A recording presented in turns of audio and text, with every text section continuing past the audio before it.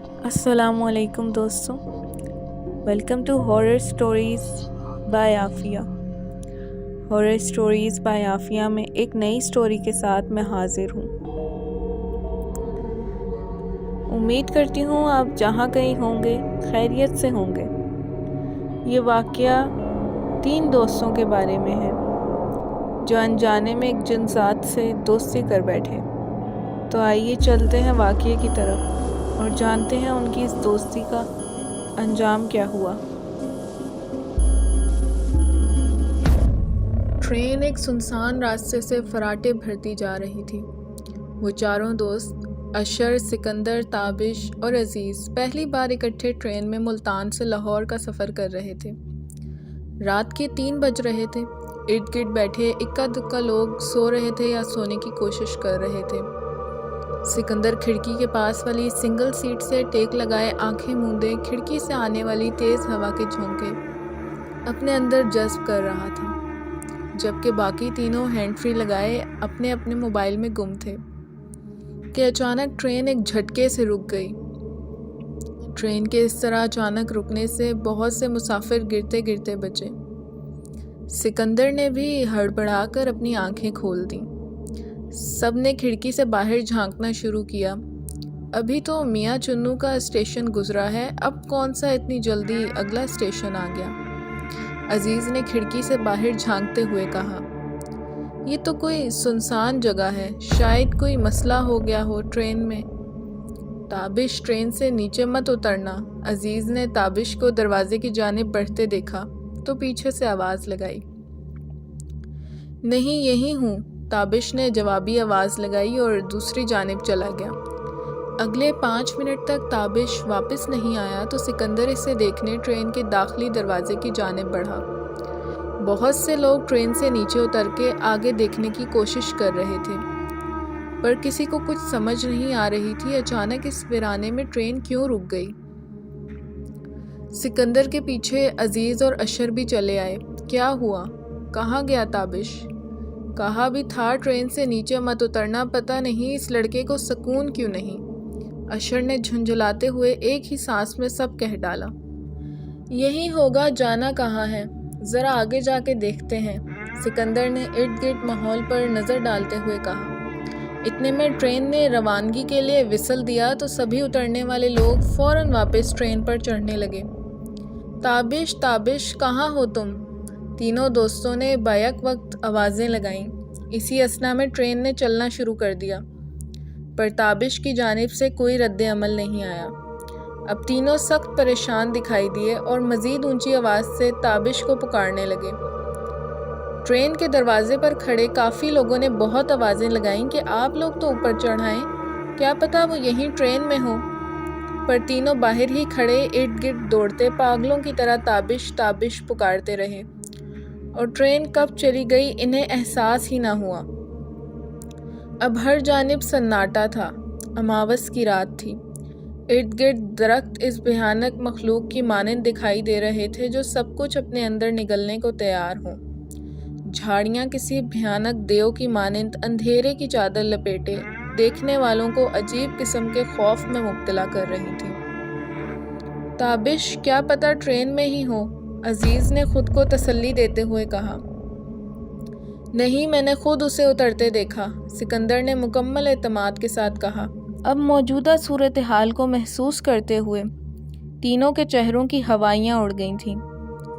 سکندر اگر تابش کو ٹرین سے اترتے ہوئے نہ دیکھتا تو اس نے یہی سمجھنا تھا کہ تابش شاید ٹرین میں ہی ہے، جبکہ وہ فوراً ہی پیچھے اترا تھا، پر اچانک تابش کہاں نظروں سے اوجھل ہو گیا۔ وہ بھی پریشان تھا کہ یہ ہوا کیا۔ تینوں دوست تابش کو آوازیں لگاتے سنسان ویرانے راستے کی جانب بڑھتے ہی جا رہے تھے، پر تابش کا کچھ اتا پتہ نہیں تھا۔ رک جاؤ اشر، آگے کہاں تک جائیں گے؟ دور دور تک آبادی کا نام و نشان نہیں، اور دور تک سب تو نظر آ رہا ہے تابش ٹرین میں ہی تھا۔ ضرور سکندر کو وہم لگا ہے۔ تم کس بات کا بدلہ لے رہے ہو؟ یہاں کدھر پھنسا دیا ہمیں؟ عزیز نے اچانک آگے بڑھ کر سکندر کا گریبان پکڑ لیا۔ میری بات سنو، میں جھوٹ نہیں بول رہا، میں نے خود دیکھا تھا۔ کیا تماشا لگا رہے ہو تم دونوں؟ اشر نے آگے بڑھ کر عزیز کے ہاتھ سے سکندر کا گریبان چھڑوایا۔ تبھی اچانک ایک لڑکی کے ہنسنے کی آوازیں آنا شروع ہو گئیں، جیسے پاس ہی بیٹھی کوئی لڑکی کھلکھلا کے ہنس رہی ہو۔ تینوں نے پاگلوں کی طرح اپنے ارد گرد دیکھا، پر وہاں اب تینوں کے علاوہ کوئی نہیں تھا۔ اب صحیح معنوں میں تینوں کے حلق خشک ہوئے تھے۔ ڈر کیا ہوتا ہے آج لائف میں پہلی بار انہیں محسوس ہوا۔ غیر ارادی طور پر تینوں نے ایک دوسرے کے ہاتھ پکڑ لیے۔ ہنسی کی آواز مسلسل گونج رہی تھی، جیسے کوئی لڑکی کہکے مار کے ہنس رہی ہو، پر سامنے نہیں آ رہی تھی۔ زندگی میں پہلی بار ہنسی کی آواز انہیں موت سے بھی زیادہ بھیانک لگ رہی تھی۔ اشر نے تھوڑا بہادری کا مظاہرہ کرتے ہوئے دھیمی آواز میں پوچھا، دیکھو تم جو کوئی بھی ہو، سامنے آؤ۔ پر نہ ہی ہنسی کی آواز رکی اور نہ ہی کوئی ان کے سامنے آیا۔ اچانک تینوں نے ایک جانب دوڑ لگانے کی کوشش کی، پر یہ کیا، وہ تو اپنی جگہ سے ہل ہی نہیں سکے۔ انہوں نے خود کو اس صورتحال سے نکالنے کی پوری جی جان سے کوشش کی، پر وہ 1 انچ بھی خود کو نہ ہلا سکے۔ ہنسی کی آواز بدستور جاری تھی، یہ ہمارے ساتھ کیا ہو رہا ہے؟ تابش کہاں گیا اور اب یہ اچانک یہ سب کیا ہو رہا ہے؟ عزیز نے روحان سے لہجے میں کہا۔ کافی وقت گزرنے کے بعد جب تینوں کو خود کو آزاد کروانے کی ہر جد و جہد بیکار ہو گئی، تو ان کو احساس ہو گیا کہ وہ کسی غیر مرئی مخلوق کے شکنجے میں پھنس چکے ہیں۔ تو تینوں اسی جگہ پر بے بسی سے بیٹھ گئے۔ سامنے آؤ تم جو کوئی بھی ہو، اشر نے غصے سے للکارتے ہوئے کہا۔ اب ہنسی کی آواز رونے میں بدل گئی، بینڈ ڈالنے والی آواز کے ساتھ اور بہت سی آوازیں بھی شامل ہو گئی تھیں۔ پورا علاقہ دل دہلا دینے والی آوازوں سے گونج اٹھا۔ اب ان کو ہر جانب سے لاتعداد چمگادڑوں نے گھیر لیا تھا۔ تم سب چلی جاؤ یہاں سے، یہ میرا شکار ہے۔ فضا میں ایک چیختی ہوئی آواز گونجی اور اس کے ساتھ ہی ہر جانب مکمل سکوت چھا گیا۔ چمگادڑیں واپس پلٹ گئیں۔ اب ان کے سامنے ایک نہایت حسین سفید پوشاک پہنے لڑکی موجود تھی۔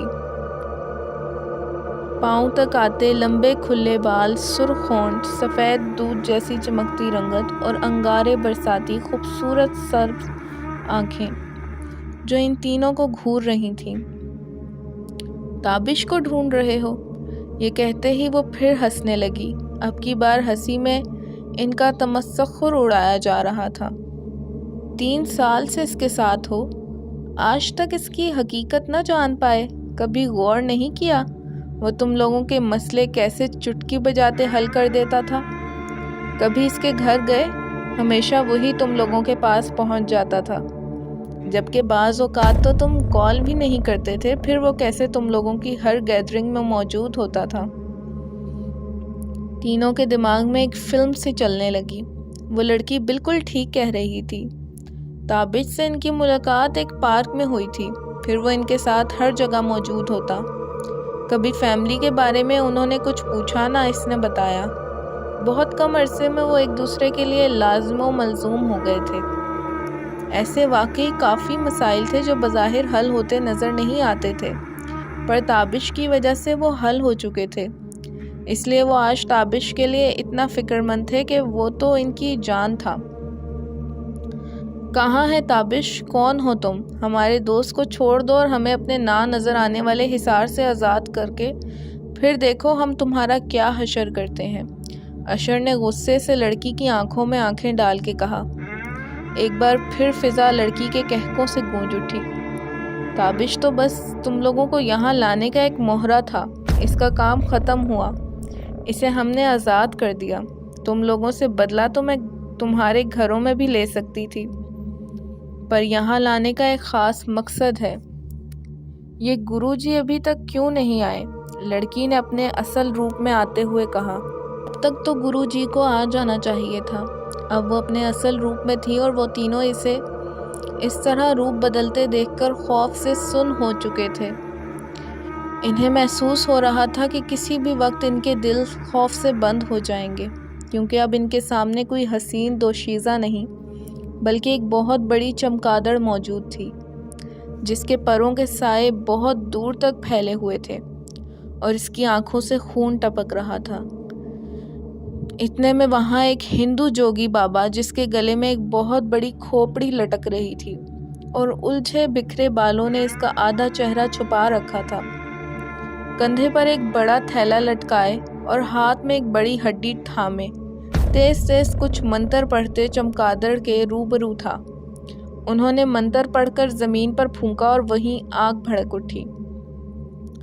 چمگادڑ نے اپنے پر سمیٹے ہوئے اب جوگی بابا کے پیروں میں خود کو گرا لیا تھا اور عجیب دہشت ناک آوازیں نکال رہی تھی۔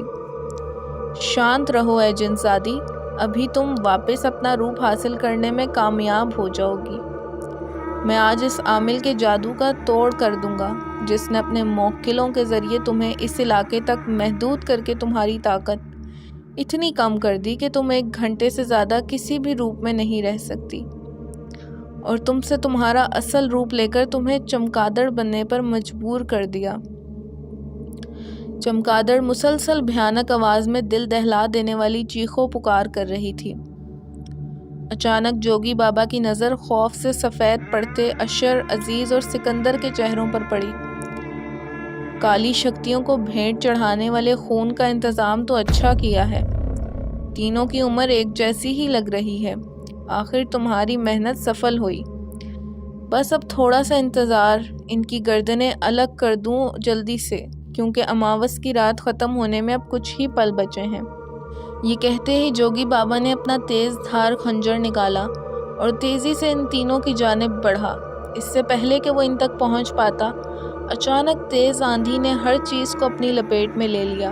آگ بجھ گئی اور مٹی اور ریت کا طوفان اس قدر شدید تھا کہ جوگی بابا بھی خود پر قابو نہ پا سکا۔ وہ خود کو سنبھالنے کی کوشش کر رہا تھا پر اسے کچھ دکھائی نہیں دے رہا تھا۔ جیسے آنن فانن طوفان آیا تھا ویسے ہی اگلے منٹ طوفان تھم چکا تھا، ہر چیز واپس نارمل ہو چکی تھی، پر وہ تینوں منظر سے غائب تھے۔ وہ تینوں سوچ بھی نہیں سکتے تھے جس قسم کا واقعہ تھوڑی دیر پہلے ان کے ساتھ ہوا وہ خواب تھا یا حقیقت، اور وہ حیرانی اور پریشانی کے عالم میں ٹرین کے اس ڈبے اور اسی سیٹ پر موجود تھے جس پر کچھ دیر پہلے وہ موجود تھے۔ ارد گرد کا ماحول بھی نارمل تھا۔ اچانک اشر نے تابش کو پکارا۔ تابش مسکراتا ہوا ان کے سامنے تھا۔ پانی پیو اور ریلیکس ہو جاؤ، تم لوگوں کی منزل آنے والی ہے اور اب تم لوگ خطرے سے باہر ہو۔ تابش نے ان کی جانب پانی کی بوتل بڑھاتے ہوئے کہا، پر تینوں عجیب خوف سے تابش کو دیکھ رہے تھے، کوئی بھی اپنی جگہ سے نہ ہلا۔ او کم آن یار، میں تم لوگوں کو بہادر سمجھتا تھا، تم لوگ تو بہت ہی بزدل اور ایمان کے کچے نکلے۔ مسلمان ہو، اپنے رب کے کلام کا سہارا ہی لے لیتے۔ خیر چھوڑو، میں زرکاش ہوں، ایک مسلمان جنزادہ، اور وہ مہروش تھی جس کا تعلق بھی میرے ہی قبیلے سے تھا۔ ہمارے قبیلے کا رواج ہے، جو انسانوں کو تنگ کرے یا قبیلے کی روایات کو توڑے اسے قبیلہ بدر کر دیا جاتا ہے۔